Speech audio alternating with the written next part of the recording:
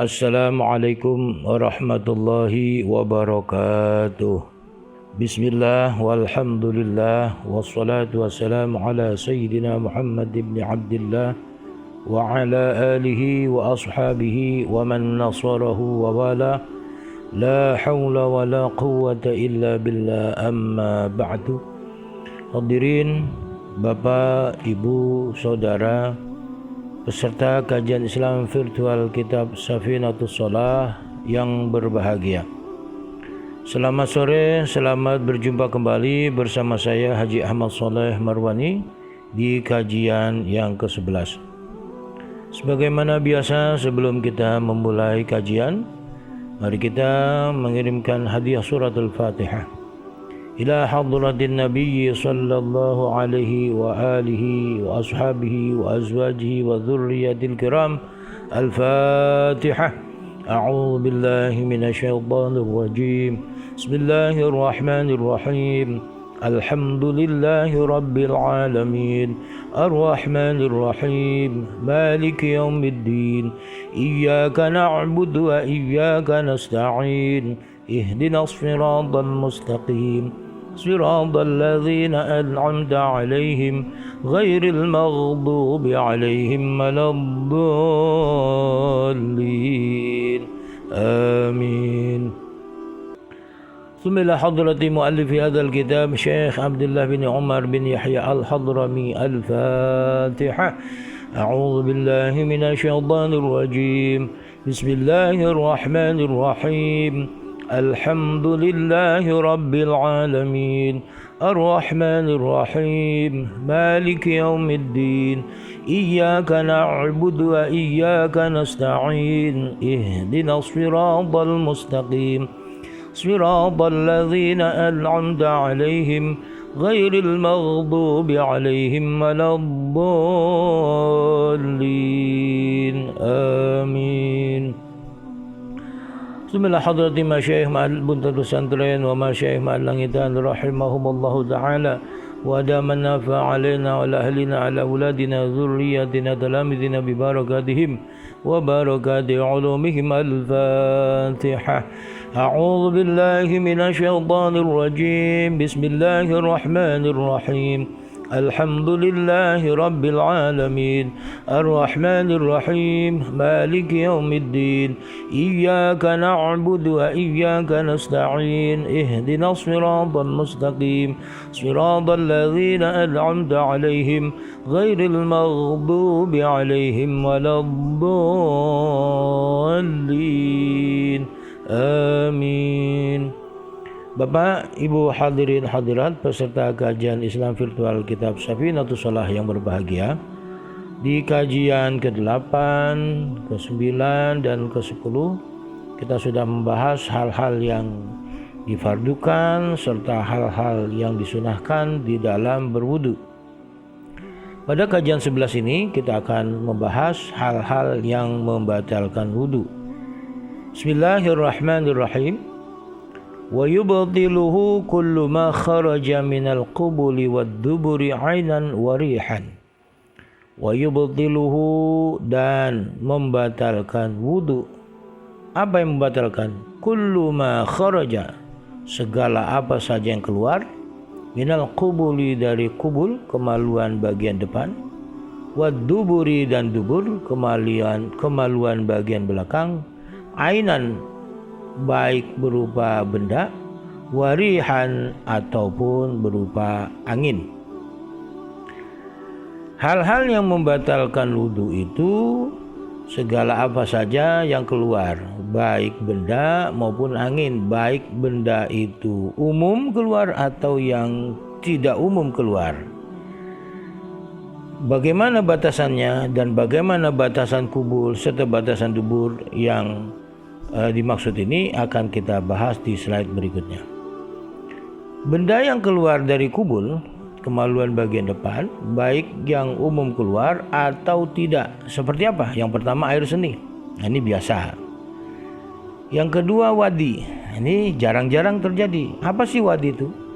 Yaitu cairan yang berwarna putih dan keruh yang keluar bersama dengan air seni atau bersamaan dengan ketika membawa beban yang berat, atau ketika tidur nanti keluar cairan itu. Nah, ini namanya wadi, itu najis, dan ketika keluar kita dalam keadaan wudu, maka wudu kita batal. Yang ketiga, mazi. Orang yang dalam keadaan wudu keluar mazi, batal wudunya. Apa sih mazi itu? Yaitu cairan berwarna putih, encer, dan keluar ketika syahwat sedang bergejolak, tetapi tidak dengan gejolak syahwat yang kuat atau puncaknya syahwat, seperti orang yang bersetubuh, onani, masturbasi. Nah, puncak kalimat ini keluar mani, ini mazi tidak. Yang keempat, darah. Ini yang bagi perempuan sudah maklum, tapi bagi laki-laki kemungkinan dari kelaminnya keluar darah itu membatalkan wudhu. Dan yang kelima, nanah. Nah, dari kelaminnya keluar nanah itu membatalkan wudhu. Ini yang jarang-jarang keluar, terkecuali air mani. Apa mungkin orang yang berwudhu keluar mani? Nah, bisa saja terjadi. Umpama dia tidurnya sambil duduk, menetapkan pantatnya di tempat duduknya, kemudian dia tidur bermimpi sehingga keluar air mani. Itu tidurnya tidak membatalkan wudhu, air maninya juga tidak membatalkan wudhu. Dia hanya berkewajiban untuk mandi jinabat. Selanjutnya, benda-benda yang keluar dari dubur, ini membatalkan wudhu. Apa sih dubur? Kemaluan bagian belakang, baik yang umum atau yang tidak umum, artinya jarang-jarang terjadi, seperti angin, kentut. Nah, ini yang sering terjadi. Kotoran manusia atau tinja, baik yang keras maupun yang encer, itu yang umum terjadi. Yang ketiga, cacing. Nah, ini jarang-jarang. Seumpama ada orang dari duburnya keluar cacing, meskipun cacing itu masuk lagi ke dalam, itu batal wudunya. Yang keempat, kerikil. Yang keluar itu kerikil, bukan kotor tapi kerikil. Umpama dia menelan kerikil, kemudian keluar kerikilnya, itu batal wudunya. Dan yang kelima, benda-benda yang lain, seperti ada orang menyelundupkan heroin di buntel-buntel masuk ke dalam mulutnya, kemudian dari duburnya keluar buntelan heroin, keluar narkoba dan sebagainya. Ini juga membatalkan wudhu. Selanjutnya, masalah seumpama orang itu tidak punya lubang dubur, tidak punya lubang kubul, kemudian dibuatkan kubul dan duburnya. Ini bagaimana? Apakah batal atau wudhu? Tidak wudhunya. Bagi seseorang yang lubang salah satu kemaluannya atau kedua-duanya, kubul dan dubur, tertutup rapat dengan sebab yang baru, artinya ketika dia lahir sampai dewasa itu normal, buang airnya, buang hajatnya semua normal dari depan, dari belakang, tiba-tiba mengalami penyakit sehingga fungsi-fungsi organ untuk buang hajat itu tidak berfungsi lagi secara normal, sehingga dibuatkan lubang. Dibuatkan lubang, apakah di perut di bawah pusar atau perut di atas pusar. Nah, ini wudunya menjadi batal dengan keluarnya sesuatu dari lubang yang dibuat di bawah pusar, pusat atau pusar. Nah, kalau di perut di bawah pusar sebelah kiri dibuat di bawah pusar dibuatkan lubang, asalnya normal, kemudian dia sakit, kalau dia dibuatkan lubang, air kencingnya dari situ keluar, kotoran tinjanya dari situ keluar, itu maka ketika keluar kotoran baik air seni maupun tinja, maka itu batal wudunya. Berbeda kalau dibuatkan lubang di atas pusar. Jadi di atas pusar dibuatkan lubang, ketika keluar kotoran dari situ, itu tidak membatalkan. Adapun seseorang yang lubang salah satu kemaluannya atau kedua-duanya tertutup rapat dengan sebab yang asli sejak lahir. Nah, dari lahir memang tidak ada duburnya, tidak ada lubang air kencingnya, maka wudunya menjadi batal dengan keluarnya sesuatu dari lubang yang dibuat di mana saja dari anggota tubuhnya, ya, baik di bawah pusar, di atas pusar, ya, itu maka setiap cairan, setiap kotoran keluar itu membatalkan wudunya. Benda yang keluar dari kubul dan dubur membatalkan wudu dengan syarat. Nah, ini keluarnya benda itu bisa membatalkan, tapi ada syaratnya. Yang pertama, keluar dengan meyakinkan, yakin sudah keluar. Bukan, ini keluar yang apa enggak sih? Nah, kalau masih diragukan, belum yakin, artinya kalau yakin itu memang ada baunya kalau berupa angin, ya berasa di duburnya, atau kalau memang cairan atau kotoran itu memang ada bekasnya meskipun tidak keluar secara banyak, tapi di bagian dalamnya ada bercak-bercak kotoran, maka itu sudah meyakinkan. Kalau tidak meyakinkan maka tidak batal. Yang kedua, benda tersebut keluar hingga ke suatu tempat yang wajib dibasuh ketika beristinja. Nah, keluar sampai batas itu. Kalau kubul ya di kemaluan itu, ujung kemaluan, baik laki perempuan. Kalau dubur ya itu di lubang pelepasan itu, di anusnya itu. Nah, kalau memang tidak sampai, masih di batang kemaluannya atau di lubang anusnya belum sampai keluar, maka itu tidak membatalkan wudu. Selanjutnya, yang kedua yang membatalkan wudu, walamsuhuma bi butunir rahati au butunil asabi'i min nafsihi au ghairihi au waladihi as-saghiri. Walamsuhuma, dan menyentuh kubul dubur. Kalau tadi keluarnya kotoran, kalau yang kedua menyentuh kubul dan dubur.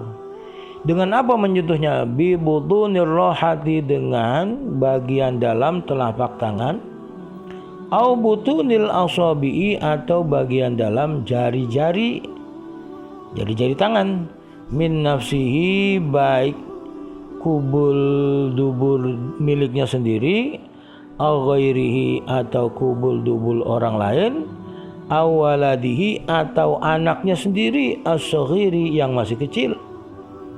Nah, ini syarat menyentuh kubul dubur itu membatalkan, itu dengan telapak tangan bagian dalam. Yang kedua dengan telapak bagian dalam jari-jari. Itu baik kubulnya sendiri milik orang lain atau bahkan anaknya yang masih kecil. Nah, sekarang dubur itu apa sih? Atau dubur atau anus adalah lubang pelepasan pada ujung saluran pencernaan. Saluran pencernaan kita itu usus besar, kemudian ujungnya itu namanya dubur atau anus, untuk pelepasan kotoran, sisa-sisa hasil metabolisme tubuh, makanan semuanya diserap di usus besar, yang energinya ditarik oleh darah untuk proses tenaga, jadi tenaga, sisanya itu ada di usus besar, kemudian dibuang lewat saluran pembuangan yang disebut anus. Pada posisi berbaring ketika tidur, dubur tampak seperti celah sempit dengan kulit yang berkerut. Hal ini disebabkan oleh adanya otot di bawah lapisan kulit yang menjaga agar dubur tetap tertutup rapat bila sedang tidak digunakan. Ini berbeda orang yang sudah lost doll. Nah, itu sudah tidak lagi terencana, sudah terkontrol, kapan saja kotoran mau keluar itu bisa keluar. Ini karena ada satu penyakit. Sedangkan batasan kubul tadi dubur laki perempuan sama. Nah, sekarang kubul bagi laki dan perempuan beda. Batasan kubul bagi laki-laki wahwa, ini saya ambil dari kitab Kasyifatus Saja, sarahnya Safinatun Najah. Wahwa fil rajul jami'u nafsil qadibi au mahallu qatihi la ma tambutu alail anatu wal baydatani wa ma bainal qubuli wad duburi.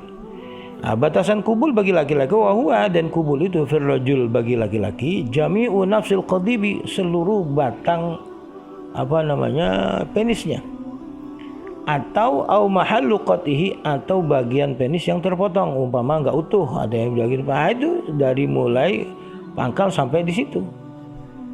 Lama tambutu alail anatu, bukan area yang tumbuhnya rambut bulu kemaluan, bukan itu. Wal baydatani, dan 2 butir telur atau 2 buah pelir, ya, ibu testis, kelenjar atau pelir, bukan itu. Buah zakar, bukan itu. Itu tidak membatalkan kalau disentuh. Wa ma bainal qubuli wad duburi, dan area antara kubul dan dubur. Ya, itu area kubul dan dubur itu ada di selangkangan, itu tidak membatalkan wudhu kalau disentuh dengan tangan. Tapi kalau tangan tangan sendiri. Nah, batasan kubul bagi perempuan, wa fil mar'ati syafraha al-multaqiyani wa huma harfal farji al-muhidani bihi ka ihatatil syafataini bil fammi awil khatami bil usbu'i la ma fawqahuma mimma yambutu alaihi sya'ru. Dan kubul bagi perempuan wafil mar'ati huma al syafraha al multaqiyani adalah kedua bibir kemaluannya yang bersandingan di kiri kanan. Wahuma, dan kedua bibir kemaluan itu harfal farji adalah tepi pinggiran farji, al muhitan yang melekat padanya, ka ihatatis syafataini bil fami sebagaimana melekatnya kedua bibir di mulut, awil khatami atau cincin bil usbu'i kedua sisi cincin bil usbu'i dalam jari. Cincin itu kan lingkarannya itu masuk ke dalam jari, itu sisi-sisi cincin itu melempar ke jari. Lama fauqahuma, tidak atau bukan bagian area atas kedua pinggiran farji, mimma yambutu alaihi sya'ru, yaitu wilayah air yang ditumbuhi bulu kemaluan. Kalau itu tidak membatalkan disentuh. Yang membatalkan itu adalah bagian kedua bibir kemaluan itu yang saling menempel berdekatan. Bagian alat kelamin laki-laki yang dapat membatalkan wudhu bila disentuh adalah batang penisnya, mulai dari pangkal sampai dengan ujungnya, yaitu hasyafah, kepala zakarnya, helmnya itu. Begitu juga kulfah atau kulub, yaitu kelopak kulit yang menutupi ujung kemaluan laki-laki sebelum dikhitan. Nah, sebelum dikhitan anak-anak laki-laki itu ada kulfahnya, itu pun kalau disentuh itu membatalkan wudhu. Atau kulit khitan selagi belum dipotong. Kalau sudah dipotong, sudah dikhitan, kita pegang, nggak batal karena sudah tidak lagi menyatu dengan kelaminnya itu tadi. Sedangkan untuk perempuan ada area yang batalkan, ini kubul perempuannya kalau disentuh batalkan itu adalah tempat pertemuan antara kedua bibir kemaluan itu dua-duanya. Termasuk bagian kemaluan perempuan yang dapat membatalkan wudhu ada klitoris. Klitoris daging atau gumpalan jaringan kecil yang terdapat pada ujung atas lubang kemaluan perempuan. Orang Jawa bilang kelentit. Nah, atau ya paham semuanya deh. Wallahu a'lamu bissawab. Demikian dan terima kasih. Al-Fatihah. A'udzubillahi minasyaitonirrajim. Bismillahirrahmanirrahim. Alhamdulillahi rabbil alamin arrahmanir rahim maliki yaumiddin. Iyyaka na'budu wa iyyaka nasta'in. Ihdinas siratal mustaqim. Siratal ladzina an'amta 'alaihim ghairil maghdubi 'alaihim waladdallin. Amin. Astaghfirullahalazim, astaghfirullahalazim, astaghfirullahalazim. Alhamdulillahi rabbil alamin hamdan syakirin, hamdan na'imin, hamdan halalan tayyiban mubarakan fi hamdan yuafi na'amahu yukafi mazidah. Ya Rabbana lakal hamdu wa lakal syukur kama yanbaghi li jalali wajhikal karim wa 'azimi sultanik. Allahumma shalli ala sayyidina Muhammadin tibbil qulubi wa dawaiha wa 'afiyatil abdani shifaiha wa nuril absari wa dhiyaiha wa qudil arwahi wa ghidaiha anani wa sahbihi sallim. Allahumma rzuqna fahman nabiyyin hifdzal mursalin ilhamal malaikatil muqarrabin birahmatika ya arhamar rahimin. Allahumma anfa'na bima 'allamtana wa 'allimna bima yanfa'una zidna 'ilman. Alhamdulillah ala kulli halin, a'udzu billahi min hali ahlin nar. Allahumma arinal haqqa haqqan warzuqna ittiba'ahu, arinal batila batilan warzuqna ijtinabah birahmatika ya arhamar rahimin. Allahumma ij'alna minal ladzina istami'ul qawla fattabi'una ahsanah. Wa sallallahu ala sayyidina Muhammadin nabiyil ummi wa ala alihi wa sahbihi wasallam. Walhamdulillahi rabbil alamin. Demikian, lebih kurang mohon maaf. Assalamualaikum warahmatullahi wabarakatuh.